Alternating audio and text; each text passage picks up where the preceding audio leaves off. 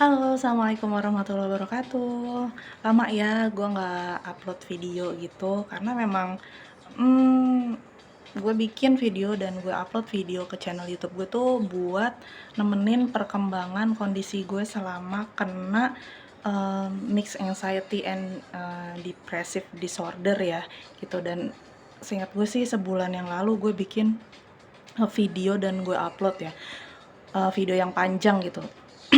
Dan sebulan lalu itu emang gue baru selesai kontrol, terus gue bikin video gitu. Sama hari ini juga gue baru aja kontrol dari dokter penyakit dalam, terus gue bikin video nih. Dan alhamdulillah ya, alhamdulillah, masya Allah, tabarakallah ya. Hari ini dokter udah mutusin gue berhenti minum obat antidepresan.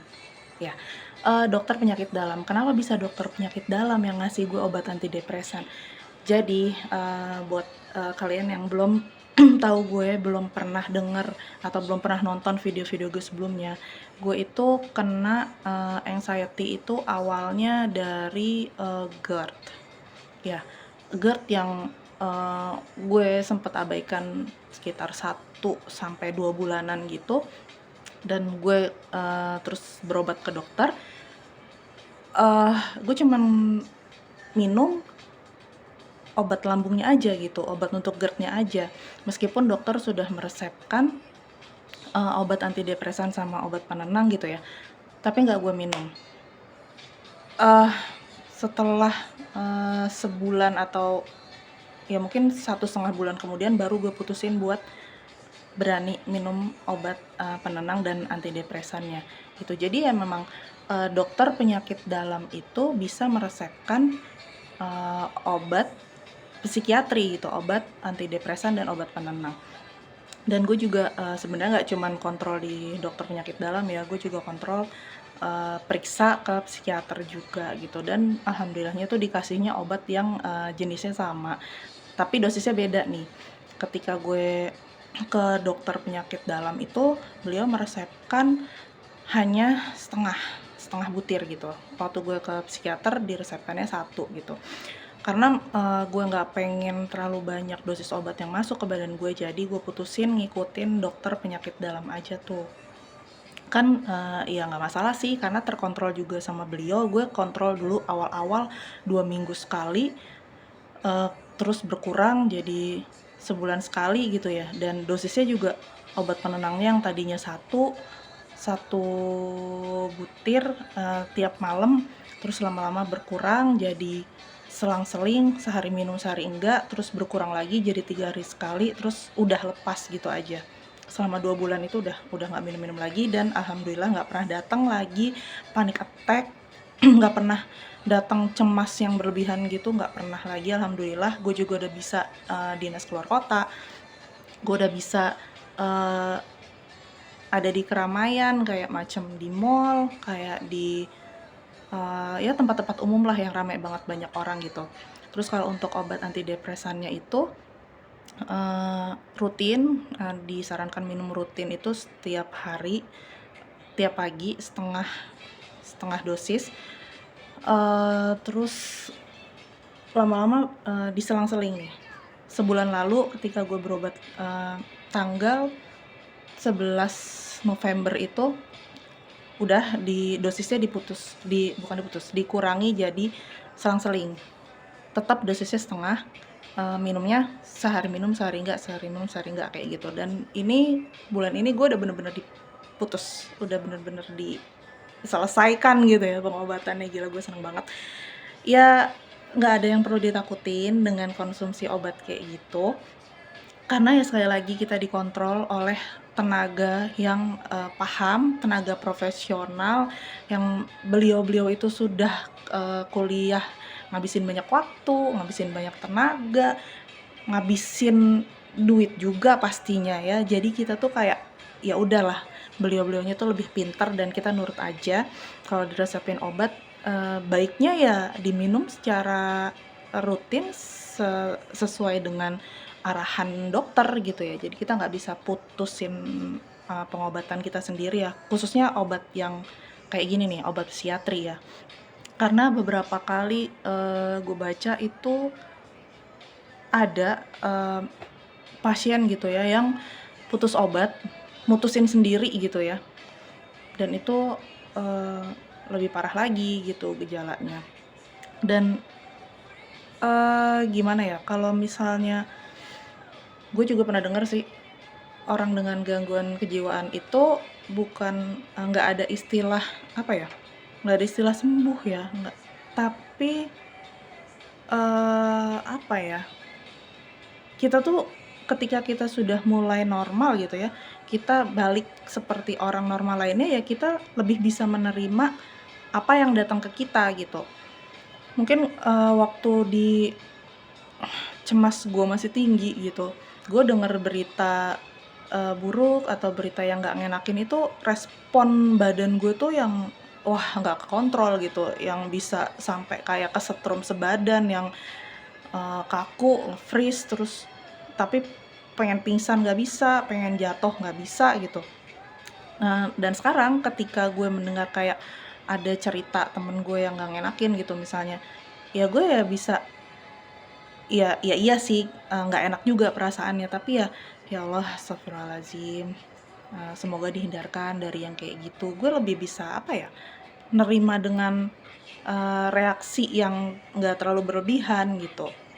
Nah terus ya biasa ya, gue kan ada paranoid sama tensimeter yang digital tuh. Gue padahal dulu tensi gue rendah mulu. Bahkan gue hamil aja pernah tensi gue tuh cuma 90/59 gitu. Tuh lemes banget badan gue. Tapi sejak kena anxiety kemarin itu kan gue jadi takut ya. Kan gue hipokondria juga tuh. Takut penyakit inilah, takut kena itulah gitu. Jadi begitu gue ngeliat alat tensi itu, gue langsung, tensi yang digital ya, itu tuh gue langsung boom gitu. Nah tadi gue pikir kan kayak yang, oh bulan kemarin gue sempet tensi di 2 tempat itu di bawah 140 tuh, di rumah sakit gue 100 di sorry di apotik gue tensi 130, di rumah sakit gue 120-an gitu. Terus gue mikir kayak yang, oh bulan ini pasti gue udah normal lagi gitu tensi gue. Tapi ternyata pas gue tensi, gue datang tadi, tensi gue di 145/89 gitu, dan heart rate gue tuh yang 110 gitu kan. Itu gue pikir ya relate lah gitu, dimana tensi gue tinggi dan debar jantung gue juga tinggi gitu. Udahlah, itu gue bukan hipertensi. Ya gue tahu kalau gue tuh nggak ada riwayat hipertensi gitu kan. Terus gue istirahat, dan di sana tuh perawatnya udah apal banget sama gue, jadi yang kayak ya udah Bu, duduk dulu gitu. Terus sekitar 15 menitan gue dipanggil lagi tuh, ayo Bu tensi lagi gitu.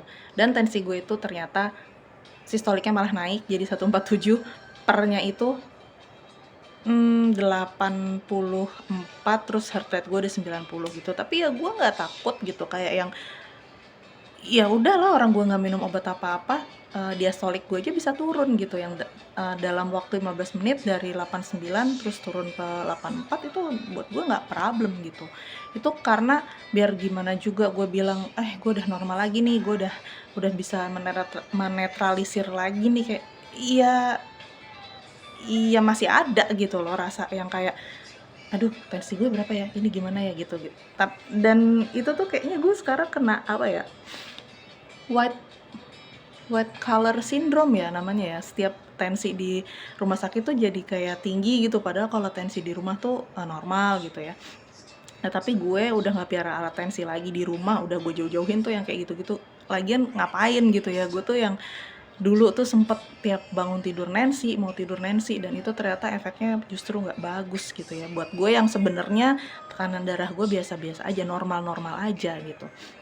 Dan tadi seperti biasa tuh gue setelah kontrol ke rumah sakit, biasanya gue nyempatin diri buat ngecek darah gitu loh, yang di apotik yang biasa, asam urat, kolesterol gitu. Dan gue tensi juga. Kebaca nggak tuh? Tensi gue cantik banget kan di situ, 116/80. Dalam waktu jaraknya sekitar 1 jam setelah gue dari rumah sakit. Nah, ini hasil darah gue yang gulanya alhamdulillah bagus. Padahal gue tadi sebelum cek di apotek nih, gue baru banget makan permen Davos. Terus kolesterol sama asam urat gue yang udah mepet banget, pas-pasan itu. Ya jujur ya teman-teman, berat badan gue aja udah naik sekitar 3-4 kilo. Dan gue lagi seneng banget makan apa aja. Jadi yang kayak tadinya pas gue kena GERD kayak makan secimet-cimet, dikit-dikit gitu ya, dan nggak bervariasi. Sekarang begitu gue udah pikiran gue udah normal lagi, nggak takut ini, nggak takut itu gitu, ya gue makan apa aja. Dan gue lagi seneng banget makan yang memang kandungan apa sih istilahnya, purin ya gitu ya, itu tinggi gitu. Ya gue seneng banget makan tahu. Dan memang ya itu kan konon ya, nggak tahu ya, mungkin ya memang iya kalau bahan bakunya kan kedelai ya, jadi itu bisa konsumsi yang terlalu banyak bisa menyebabkan asam urat meningkat gitu. Dan ya cara mengolahnya pun juga digoreng, jadilah asam urat sama kolesterol gua naik. Terus gue kepikiran, enggak teman-teman, karena memang gue juga ngerasain sendiri, selain medis itu juga diri kita sendiri yang bisa ngobatin. Dengan keyakinan kita buat sembuh nih, kalau misalnya kayak gini nih awalan-awalan, maksudnya kayak ada kolesterol atau asam urat yang sedikit di atas ambang normal, itu tuh badan kita tuh dengan sangat pintarnya tuh sebenarnya bisa loh kita ajak buat ayo dong diturunin, nanti aku makannya yang sehat-sehat deh, ntar kita makan buah ya, ntar kita makan sayur ya, ayo kerjasama yuk, kamu pasti bisa nurunin. Dan itu gue pernah ya, itu gue pernah nurunin kolesterol.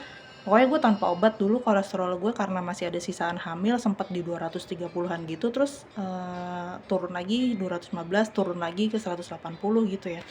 Jadi ya gue nggak pernah khawatir lagi, karena insya Allah ya gitu, dengan mencari, dengan berikhtiar cari pengobatan yang cocok gitu ke dokter, terus juga berusaha diri kita sendiri dengan positive mindset gitu, ya udah insya Allah penyakit apapun kita bisa